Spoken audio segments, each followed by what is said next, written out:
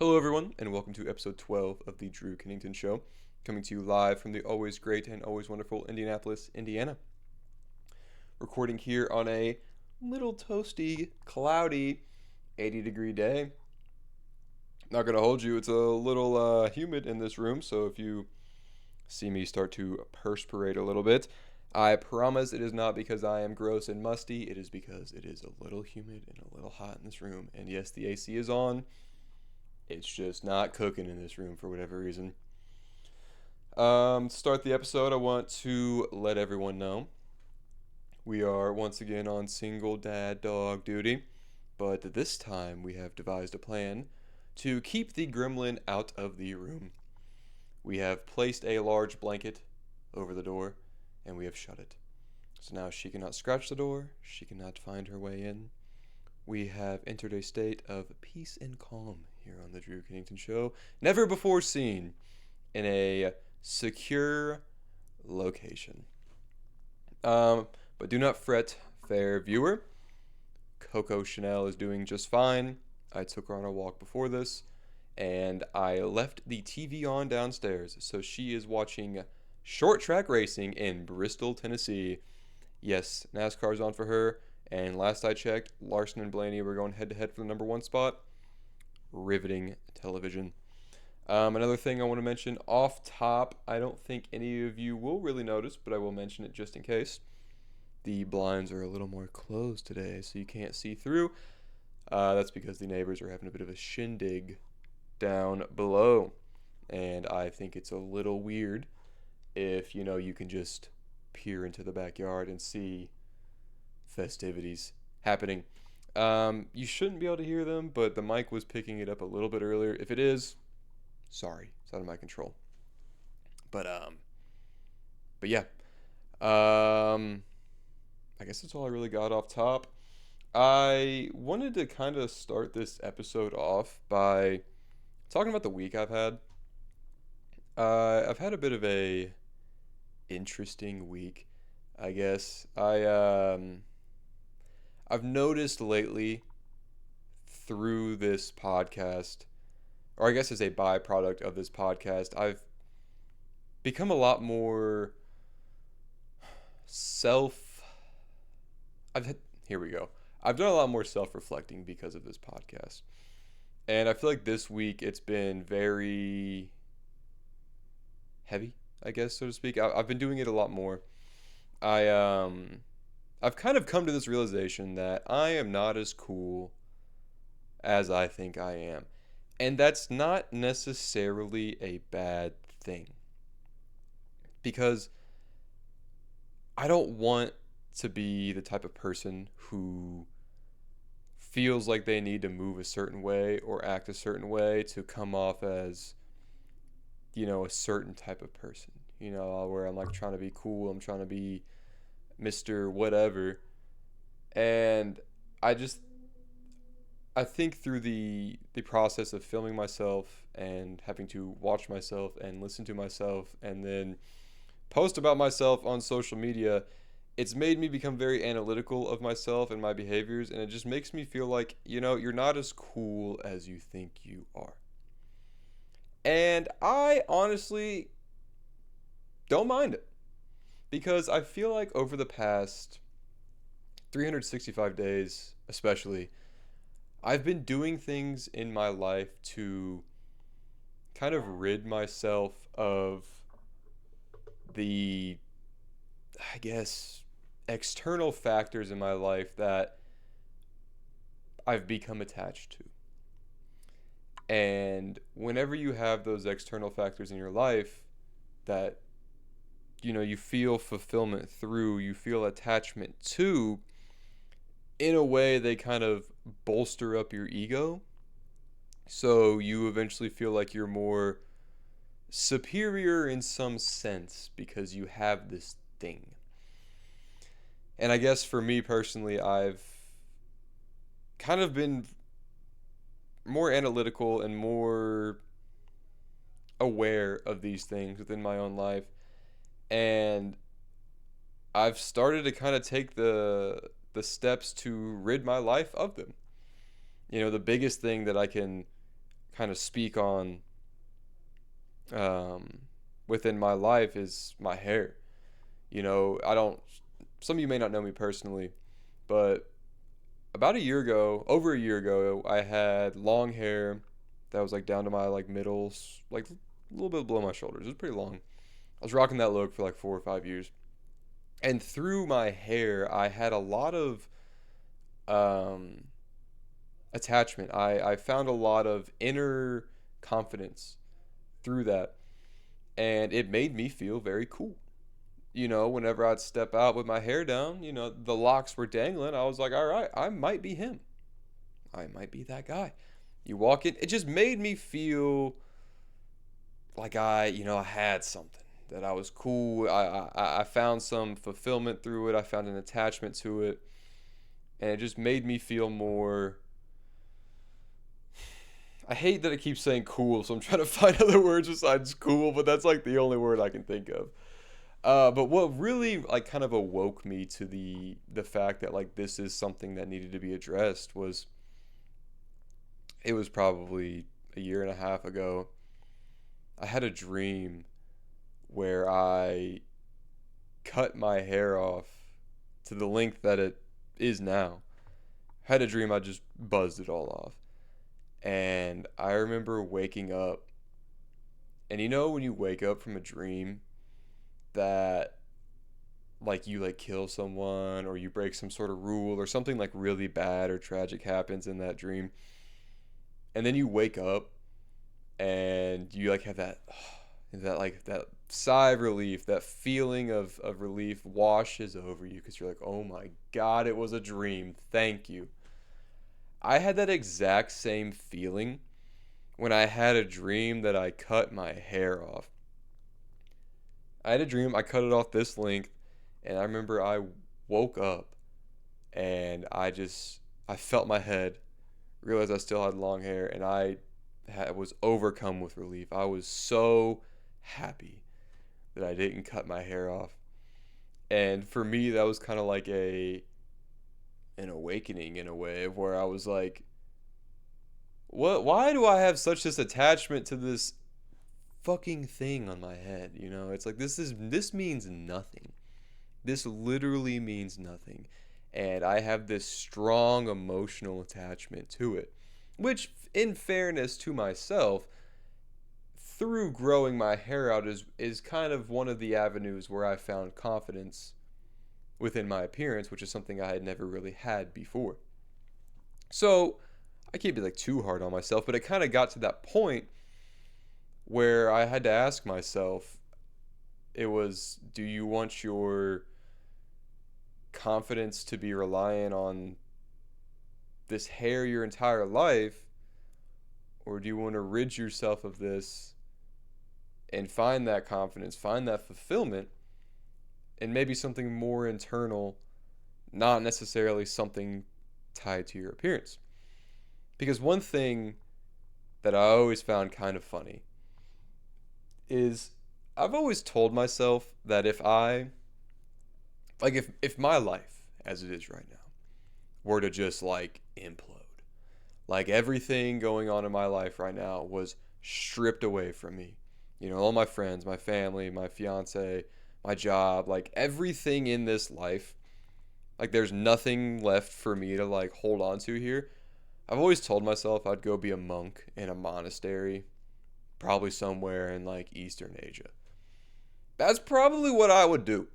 Like, before anyone that I know personally starts to like freak out a little bit, being like, oh my god, he's gonna leave to be a monk. That's if like everything went to shit, you know? So, but like I've always kind of told myself that's where I would go.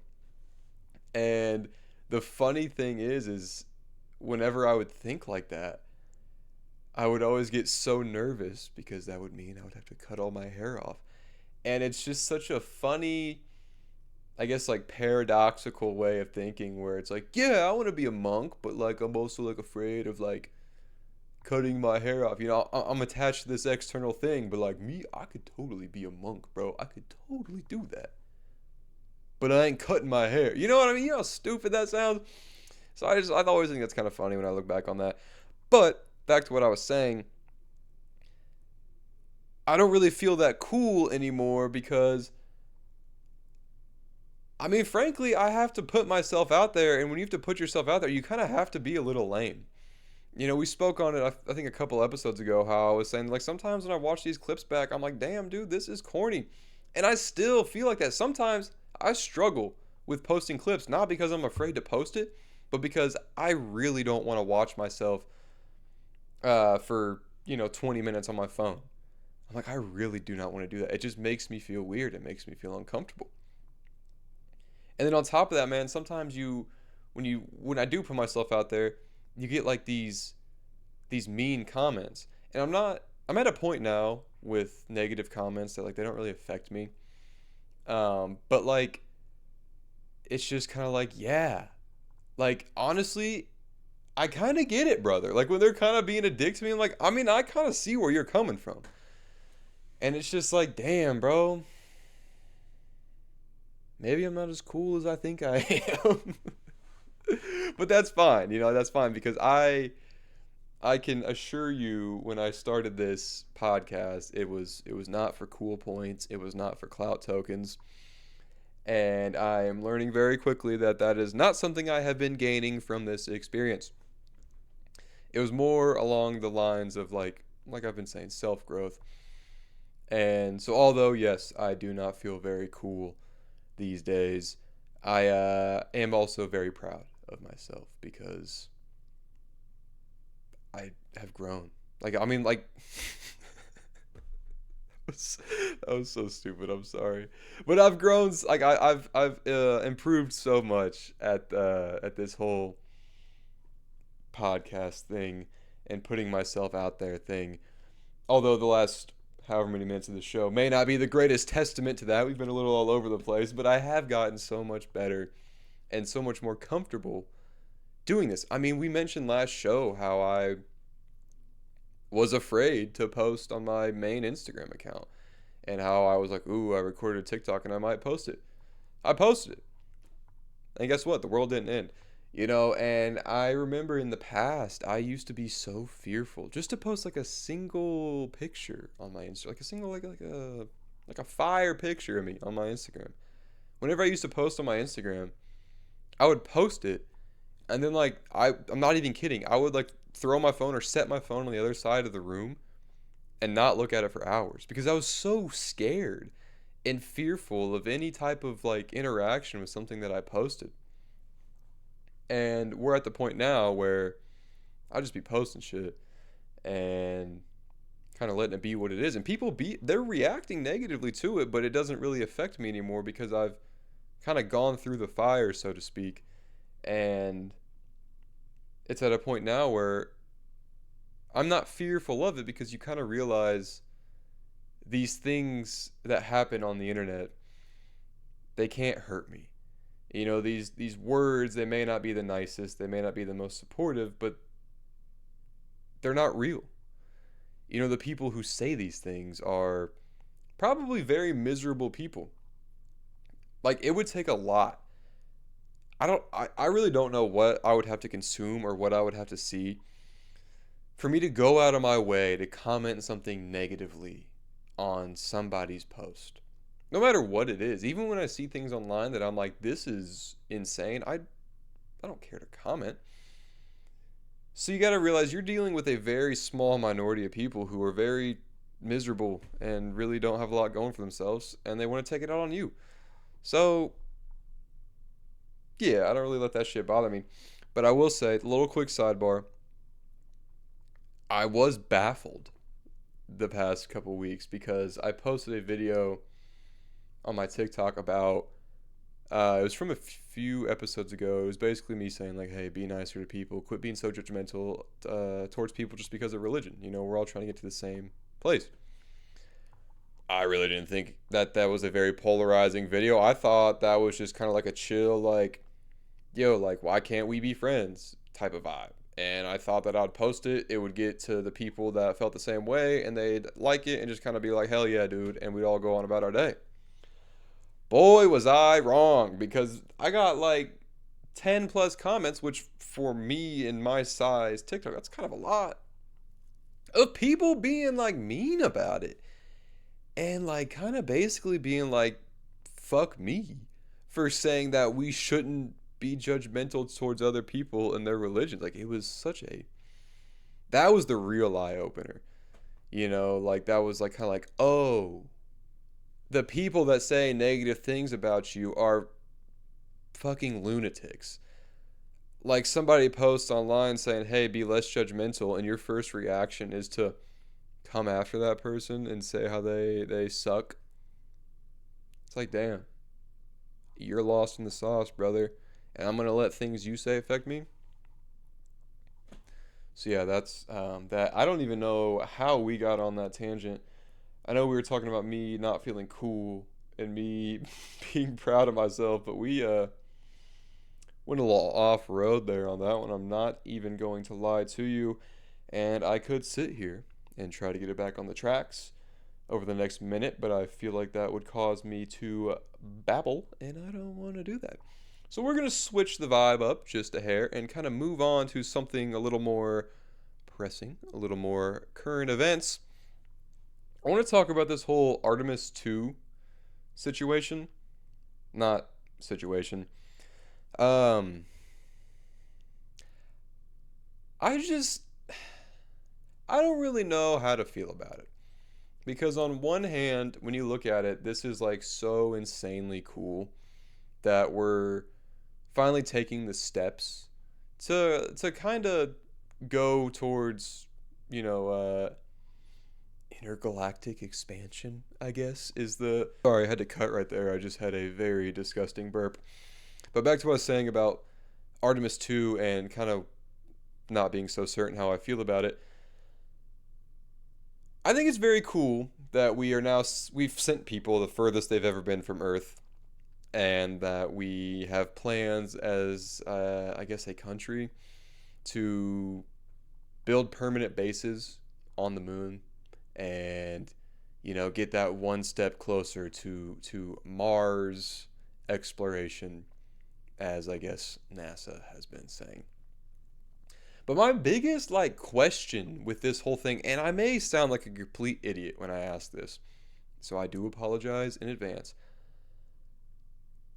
How is it that we were able to get to the moon and we were going to the moon in the 60s and 70s, but we haven't been back in 50 years? How does that work? Because it seems like every other avenue of technology, transportation, just life in general has evolved at a very rapid pace. To where if you took somebody from the 1960s and you put them in today, they would think we're living in like the fucking Jetsons or something, you know? Like they'd be so baffled by this insane technology that we have that we take for granted every day, like something as simple as this cell phone, or the fact that I'm able to broadcast a podcast so easily to the internet. Like these things would baffle them so heavily, but they were able to go to the moon and we haven't been in 50 years? What's up with that? You would think with the advancements we've made in every other realm of technology that we would have, you know, also made those advancements to, I don't know, spaceships, you know? And I don't want to sound like, I think his name's Bert Sigrel, the dude who like is like very notorious online for being a moon landing conspiracy theorist. Like he basically thinks the moon landing was fake. I don't want to sound like him, but it just really makes you kind of wonder what happened there. Why is it that we didn't go for 50 years? So, yeah, chew on that one. But I guess if we just ignore that and we just kind of take everything for face value and we believe everything the government is saying to us in regards to this, at what point when we get to space civilizations do we start to have a border war? Is that's like my first thought. with this whole thing. Like when back in the 60s when they were doing the whole space race thing, it was like a pretty big deal to be like the first one to like do anything in regard to space. You know, the first one to land on the moon, the first one to go into orbit, all these things like us, Russia. I think it was just us and Russia were like going at each other. So when does it become a space race to put more and more bases on the moon, and then we start having intergalactic space wars? You know, because you think that we're just the only like you think that China is just gonna let us pop a base onto the moon, and they're just like not gonna say anything about that? You think Russia is just gonna like let I don't even know who else could send a what other country could send someone to the moon right now? Like it'd be U.S., China. I want to say Russia. Like, do you think England is built? Do you think they're gonna? Do you think they could? I don't think they have a space program. Does any other country have a space program? Hold on, we're doing the. This is the first time we're doing this on the show. I'm looking something up in real time. How many countries have a space program? More than 70 countries have official national space agencies, but only a select few possess full independent space capabilities. US, Russia, China, bang. India, Japan, and the European Space Agency are the major actors with deep space capability. So honestly, by looking at this list, it seems like Russia and China would be the only ones that would cause a bit of a tiff when it comes to border issues. You know, because I feel like if we ended up there on space and we're building our little space base, and you know we're all hunky dory, we're all I don't even know what you do in space, and then the Indians pull up, you know, and they're like, "Hey, we're here to like do space stuff." We'd be like, "Yeah, come on in." The Japanese pull up. We're like, "Hey, what's up? Bring it in, bring it in." The Europeans pull up. We're like, "Hey, what's good? Bring it in." You know, but then the Chinese and the Russians land. And we're like, "Ooh, I don't know if you're invited to our space party, brother." You know, there's a lot of moon here. Maybe you guys should go to the dark side of the moon, and we'll take care of the light side.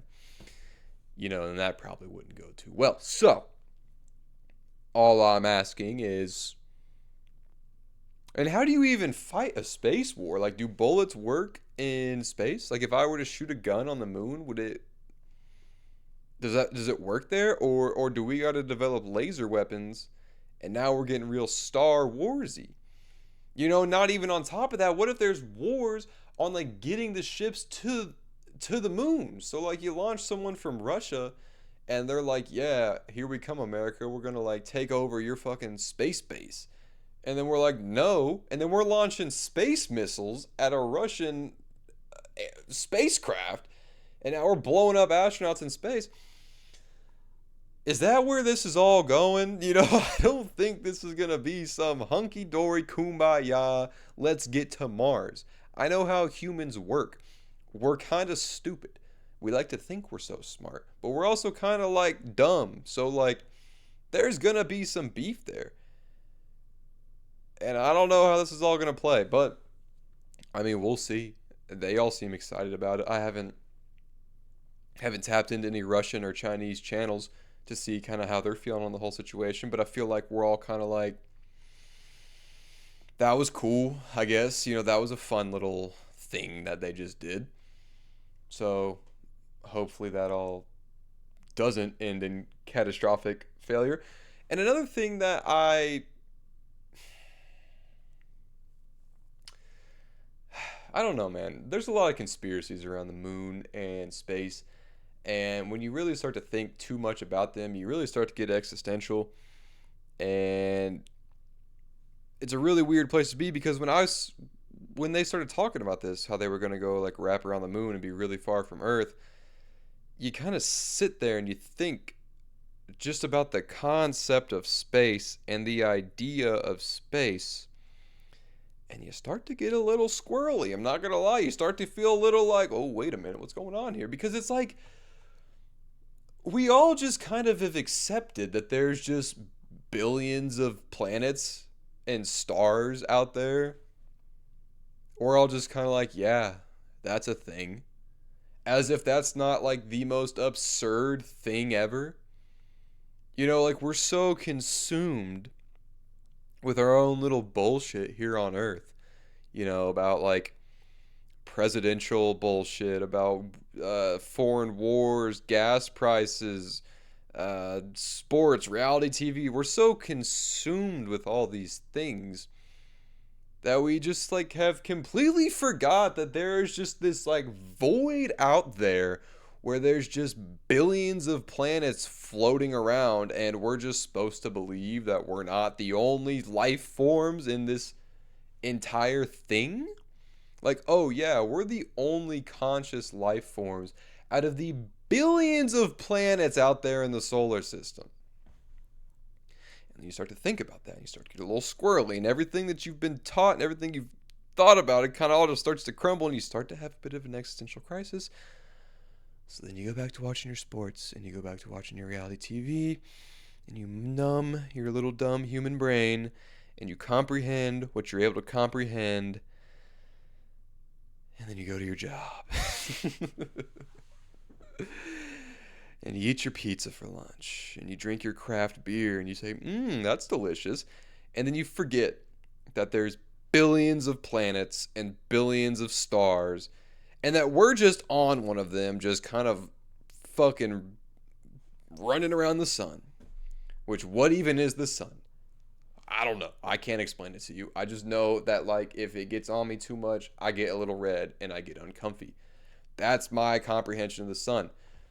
This giant ball of fire. Like, do you get what I'm saying? Like, when you start to think about that shit, it is so mind-boggling. Because what is happening out there? What is going on out there? There's so much shit going on. Like, and I'm just supposed to be worried about, like, the Strait of Hormuz being blocked. Like, bro, there's a billion stars out there. So, yeah, trying to think about that too much because I get a little, I get a little weird about all that. I'm not gonna lie. I try to stay grounded here on Earth. This is where I reside. This is my home. Even if we do have transportation to the moon or Mars, I don't anticipate that I will ever be embarking on a journey out of Earth. I think I'm gonna leave that to the others. That's them. I'm gonna stay here. I'm gonna do me. Probably gonna die here on Earth. I would like to think that I'll die on Earth. Probably keep it that way. Is there anything else I got on Artemis II before we change the subject?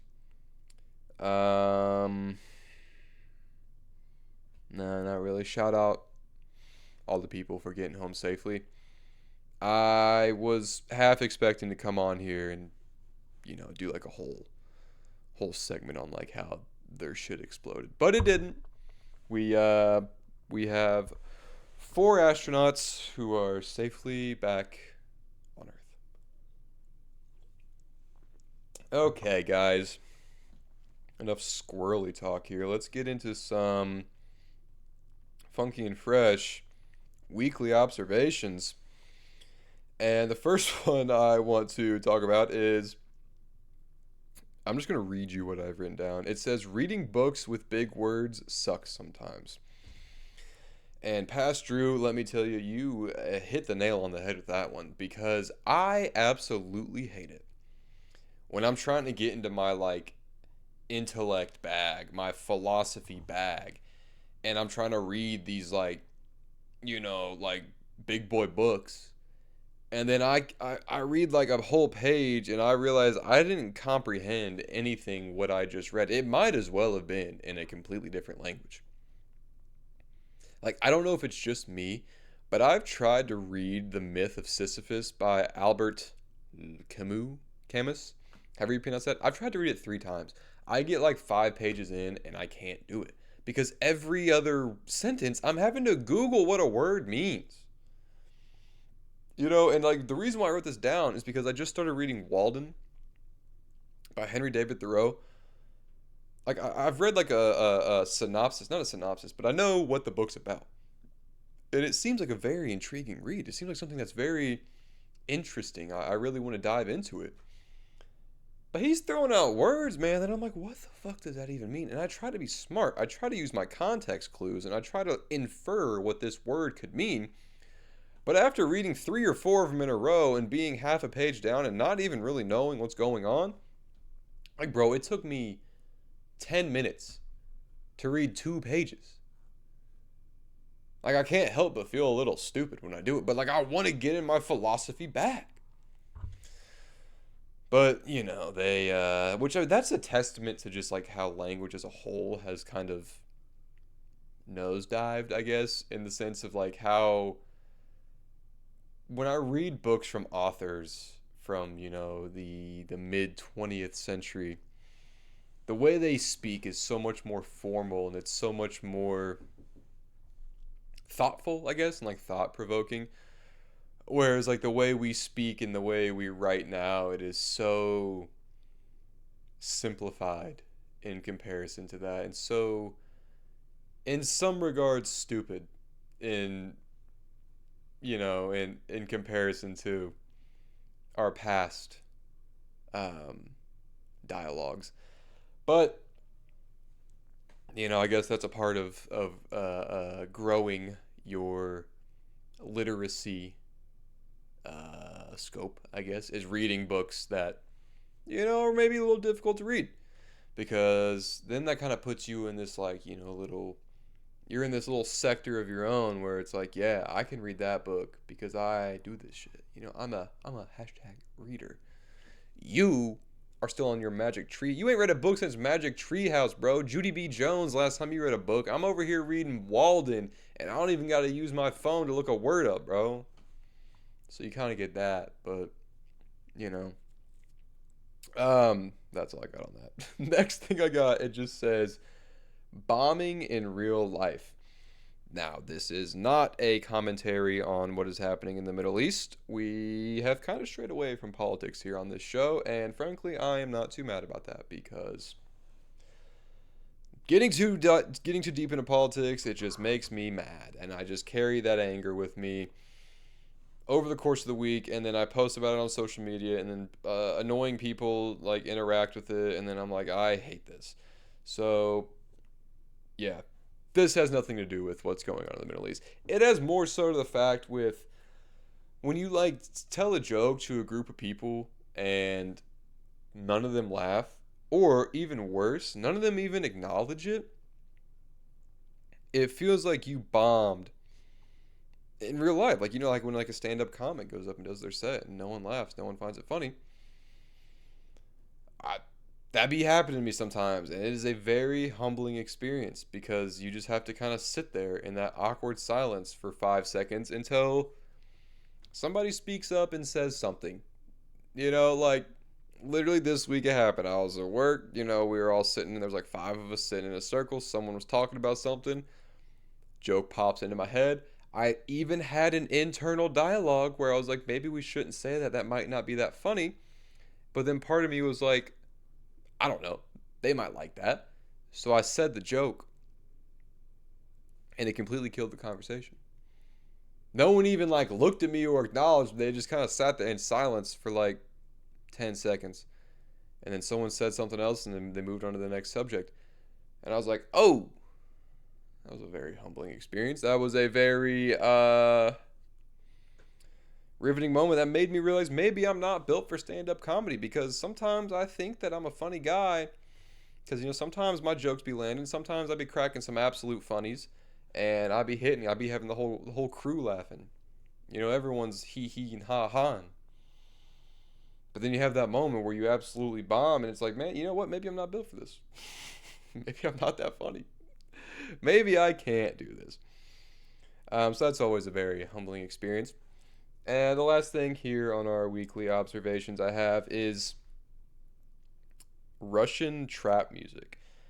And I guess what I mean by that is my Instagram algorithm has been pumping me these two Russian rappers in particular. What are their names? One of them is like his name is Gorilla Glue, and the other one is Lil Nakur, like Nakur. I don't know. I keep getting their stuff on my Instagram reels, but like I love it. Like it's lit. Like I'm here for Russian trap music, brother. Like these boys, they just be having fun and just rapping, and it's like it's very cool because I don't really know anything about Russian culture, like at all, besides that it's like cold and that they like vodka, and that they just kind of fuck, I don't know, just be like hard. Like there's some hard dudes. Like it's a tough place to live. So like that's all I really know about them. So to see like a more like a peek into the window of the more creative side of Russia, the more fun having side of Russia, it's it's pretty cool. It's pretty fun to indulge, and the music's good, bro. Like I'm like having fun. I'm like bopping around, bopping my head up and down, listening to this shit, man. There's some pretty cool dudes. So now every time I see these guys, I'm liking the video because I'm like, give me more. Like I even got a video earlier. It was some dude in Russia. He was coming around a corner, like in a car, and it was really snowy out. Coming around the corner, drifting, and then he fucking takes his tail in and whacks a door of a car that's just like sitting open. And I'm like, this is what I'm here for. This is what I need from my Russian comrades, brother. I don't need to be told some like propaganda from the US government about how Russians are bad. I need to see y'all doing some cool shit. And then like I feel like we can all kind of come to a point where we're like, yeah, like we're more alike than we thought. Because we be doing cool shit just like they do. So shout out the Russians. I don't know if y'all are still at war with Ukraine. Hey, we're gonna utilize the phone again. Is Russia still at war with Ukraine? Oh, they are still at war with conflict ongoing as April 2026. Damn. Russia still occupies roughly 20% of Ukrainian territory? Damn. Damn. I don't know, man. Maybe not shout out Russia. I'm just kidding. I don't got beef with Russia. That's the government's issue. That's crazy. They're still at war, dude. And like that we don't talk about that anymore. Like we've become so ingrained with and so involved with our own conflicts that it's like we don't even talk about the fact that that's still ongoing. So yeah, I guess that's the Russian segment of the show. Today, in today's show, to close things out, as always, we're going to get a little introspective. And today's topic of introspective conversation that we're going to have here on the Drew Kennington Show, it has to do with a phrase I wrote down in my phone, and it is a phrase that I thought of while I was in the gym this past week, which I only went once this week, so hey, I feel a little bad about myself, but we'll get through it. I wrote, God gives you the vision, your ego gives you the fuel. And before I break down kind of what I mean by that and get further into it, I wanted to talk just a little bit more about how it is I feel about God and what it is that I mean when I say that word. Because I know we did a whole religious segment a few episodes ago. But I feel like, like I mentioned at the end of that, I was saying that there's still so much more I have to say in regards to it, but I just kind of left it at that. And I wanted to kind of like just preface how I feel and what when I say that word, like when I say God, kind of where I'm coming from when I say that. And I was trying to find the words to put it together, and I couldn't really articulate it well. And then I remembered this book I read, and that is The Power of Now by Eckhart Tolle? I don't know how to say his last name. But this book was what kind of kickstarted my spiritual journey in a way. This book came to me at a very, very pivotal time in my life where I was very confused and I had a lot of questions about life and what the purpose of any of this was. And I kind of had gotten to this point where, like, I wasn't necessarily able to find the answers that I was looking for. And I kind of had a moment where I genuinely questioned if I was crazy because, like, the way I was feeling, like, it was a very weird time. I think I was like, what, like 19 or 20. It was a very weird time in my life. And I do remember thinking, I was looking at myself in the mirror and I was like, I genuinely might be going insane. Like, I genuinely might be having an existential crisis. But at the same time, I was also the happiest I'd been in a long time. So I was like, this isn't that bad. And I was kind of just in that weird state for a few months. And then I remember I was on TikTok and this kid was like, oh, if you want to start getting into reading, here's 5 books I recommend. And I think at that point I was like, yeah, I was like thinking about getting into reading, mainly more on like a financial aspect. So I was like, young and money hungry, I guess. I was trying to get my money up. And he listed some other books. But 2 of the books he listed were Think and Grow Rich, and then this book, The Power of Now. I didn't have any fucking care about anything spiritual at that point, but I bought it anyway because I felt compelled to. And I remember when I read this book for the first time, I was in awe. I think I remember it vividly. It would have been Christmas Eve 2019. Yeah. This was right before COVID, or was it Christmas? It was Christmas Eve 2020. I think it was 2020. Anyway, I remember I was sitting in my room and I cracked this book open for the first time. This was before I had to go to like a family gathering. And I remember my mouth was just like, it was gaping open because the things that I was reading were speaking to me in a way that I didn't know could be spoken to. It was a very come to Jesus moment, I guess, is like kind of that, like, when people say you had to come to it was that for me. It was a very awakening experience for me.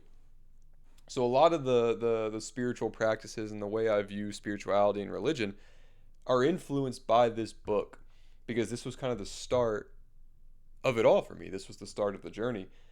And I felt there was no more appropriate way to define how it is I feel about God by reading directly from you the words that influence the way that I think today.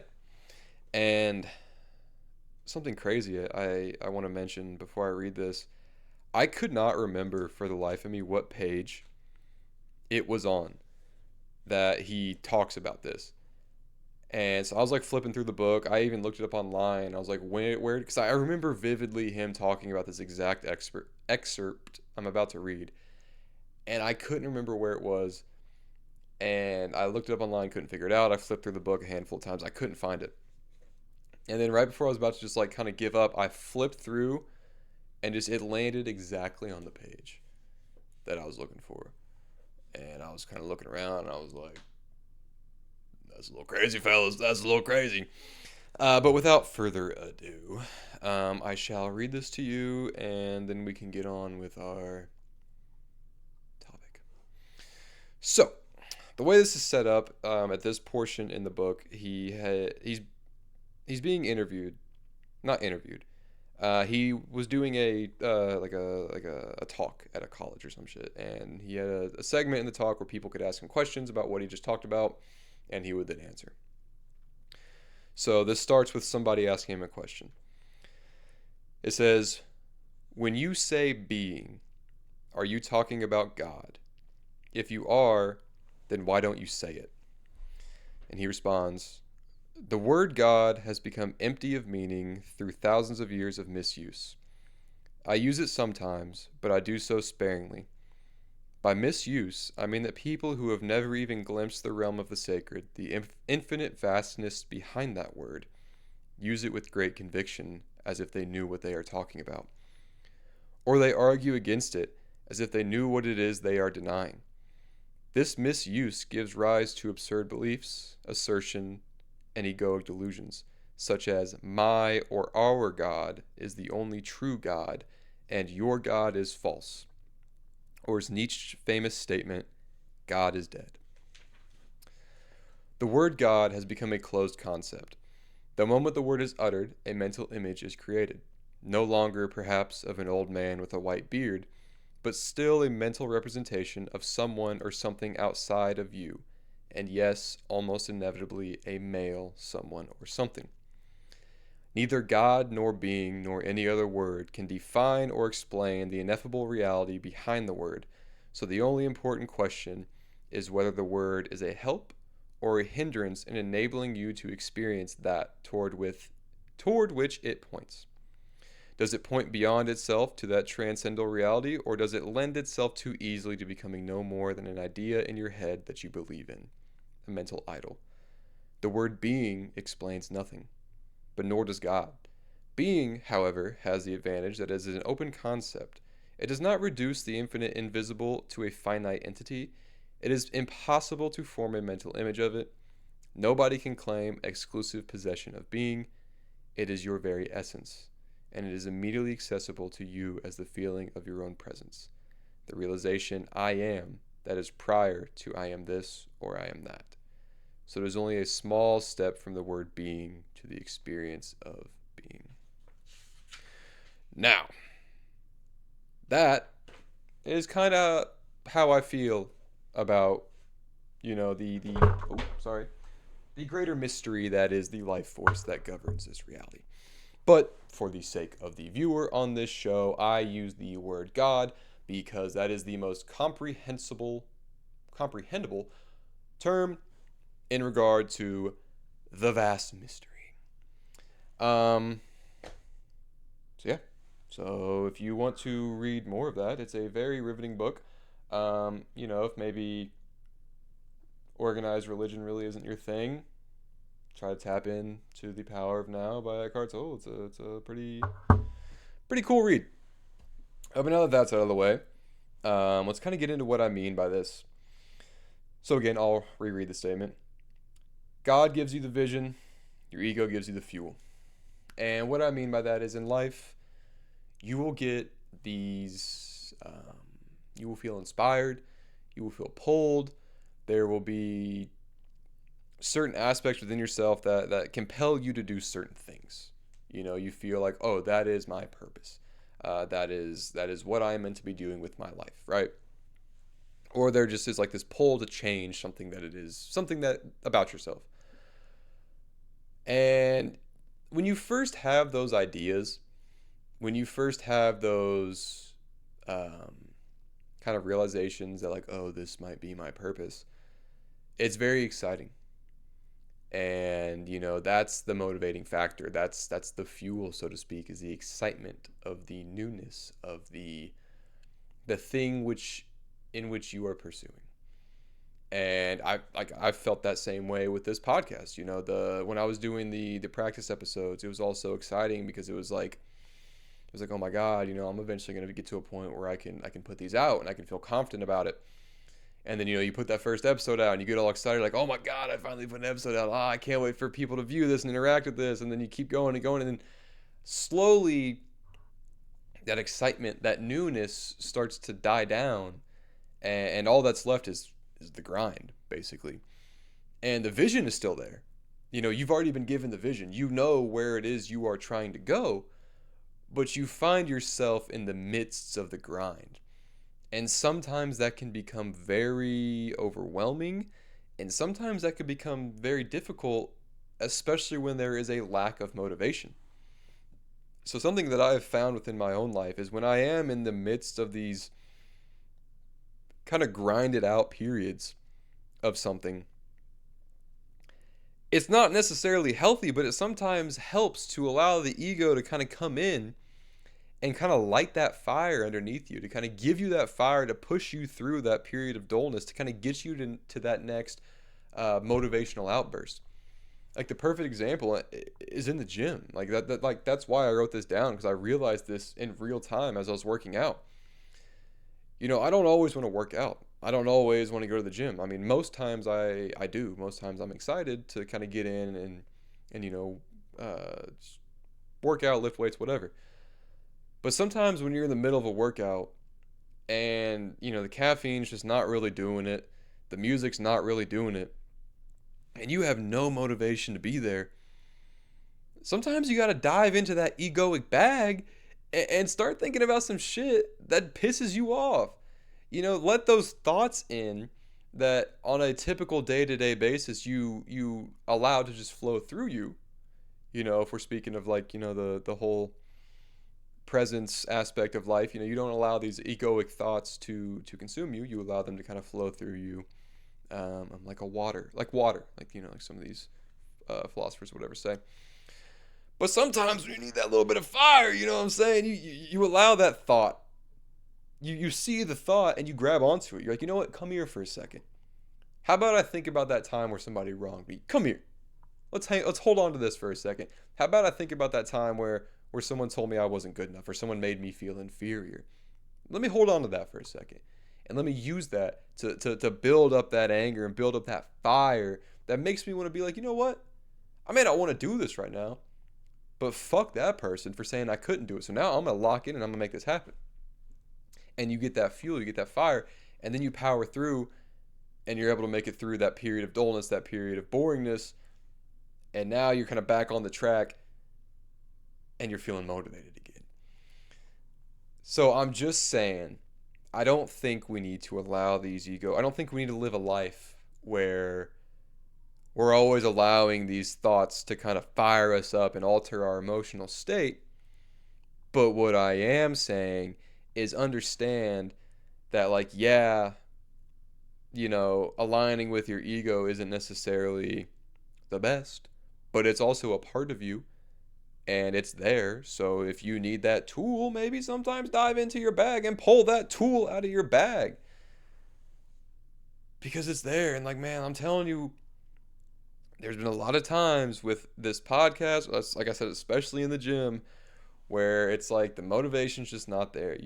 Not like I want to like give up or anything, but it's just like you're just kind of like, I don't know, man. This isn't quite like what I thought it would be, I guess. I thought I'd see more success. I thought I'd see blah, blah, blah. But then it's just like, you think about, like how I mentioned earlier in the show, you think about those mean comments where people kind of say like, hey, you suck at this.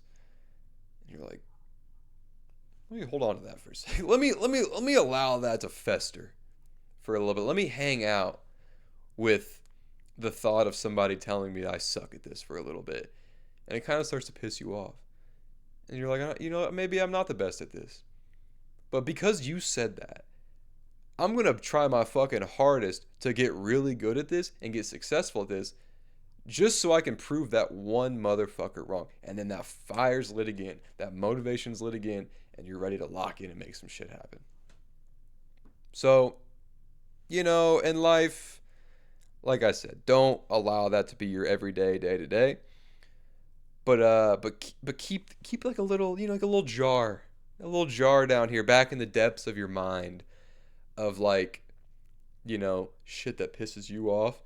And whenever you're kind of in that spot where you need a little extra hit, you go back there, stumble into the depths of your mind, reach into your little jar of assholes, pull one out, bring it back to reality, hold on to it for a little bit, let it light the fire, and when you get through what you need to get through, put it back. Save it for a rainy day. So that's all I got on that, and I think that is where I'm going to end today's episode. Once again, I want to thank every single one of you so much for listening to this show. It really does mean a lot. I know I say that all the time, but I'm being very serious. To the people that listen all the way through every single week, thank you guys so much.